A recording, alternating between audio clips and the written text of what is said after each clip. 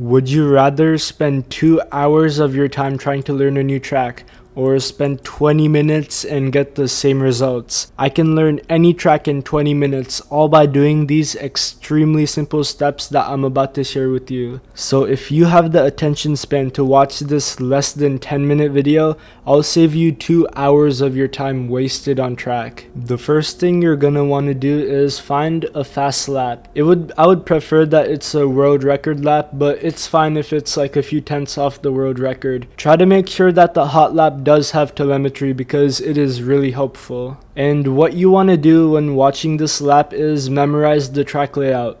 Don't pay attention to anything else. Don't look at the racing line, don't look at the braking points, only memorize the track layout. So you could do something like this in your head. You could be like, okay, the track starts off with a left-hander, then a right-hander, then a double apex going left, and then a long straight, and then a chicane going on the right.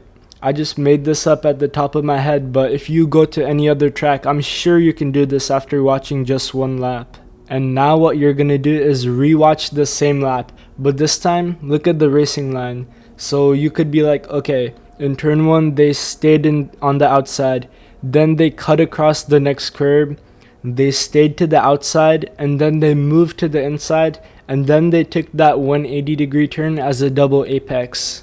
Again, I made this off the top of my head, but you just want to memorize the racing line that the driver took. And you're gonna rewatch it one last time, but this time, look at where they braked. So when you're looking at where they braked, you want to be like, okay, did they brake at the 100-meter board, or did they brake at the end of this curb, or where the grass started, or whatever. You just need to know a basic idea of where they braked. You don't want to copy the brake trace that the driver does because that's stupid and you don't know why you're copying it. Instead, just get like a basic idea. Let me make this up. Let's say the driver applies the brakes really fast and then peaks and then goes off a bit. In this brake trace, you can be like, okay, pretty fast application. They peaked and then they just lifted off and did a little bit of trail braking. When you go on track on the next step, you don't want to replicate this. You just need to know the concept of the brake trace and why they did this. Next, we're going to load onto track. Use the baseline setup and turn off car damage.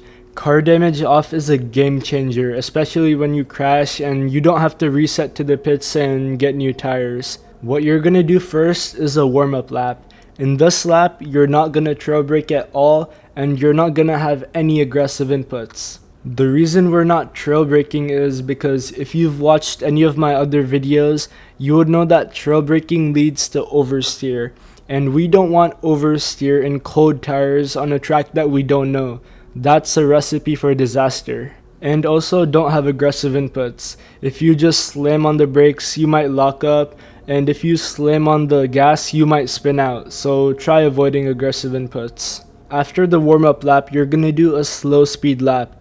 In this lap, you're going to be in first or second gear depending on your judgment. And you're going to test the lateral grip of the car. Let me take this example. Let's say there's a long straight on the track. And this is you. You're just going to weave around the track and see how much you can turn without understeering. And you're also going to do this, but brake while turning. See how much the car can brake and turn at the same time without locking up or without going into ABS. Next, we're going to do a medium speed lap. In this lap, we're going to be in third or fourth gear, again, depending on your judgment. And you're going to find the optimal corner speed with the power of understeer. Let me explain. So let's say there's a 180-degree turn like this. We want to find out, let me adjust that. We want to find out the optimal speed for this corner. Our goal here is to find the optimal speed range of the corner. We're going to find the optimal speed range by doing this. Before the corner even starts, just lift and let the car roll into the corner. And go a little bit fast, but don't just go like really slow for some reason. So turn into the corner and try to take it normally. If the car is understeering and just going far off the apex, add a bit more brake pressure and the car will just come back on the racing line. And if the car is just turning too much, then that means you can carry more speed and you can keep that in mind the next lap. Now we're gonna do one more medium speed lap, and we're gonna guesstimate the braking references. I know that you know the braking references from the hot lap that you watched earlier, but it's one thing to watch someone brake and one thing to actually brake for yourself on track. So guesstimate where the person braked. Also, important note, don't brake really late. Start off braking 5, 10, or 20 meters before the actual person braked for the corner. Now we're gonna rewatch that hot lap from earlier, but we're gonna exactly pinpoint where they braked. Take a look at the hot lap and find a braking marker that is very precise. I made a whole video about braking references, and if you want to, you can watch that after this video. But basically, you want to see the exact point on the tarmac where they braked. You could be like, okay, they braked when this Marshall post went off the screen, or when this 100-meter board went off the screen, or when this flag went past the halo of my car. You just need something extremely precise. Now you're gonna do a almost push lap. In this lap, you're gonna be on full speed, so 5th, 6th, 7th, 8th gear, whatever the max gear for the car is, you're gonna be full speed in this lap.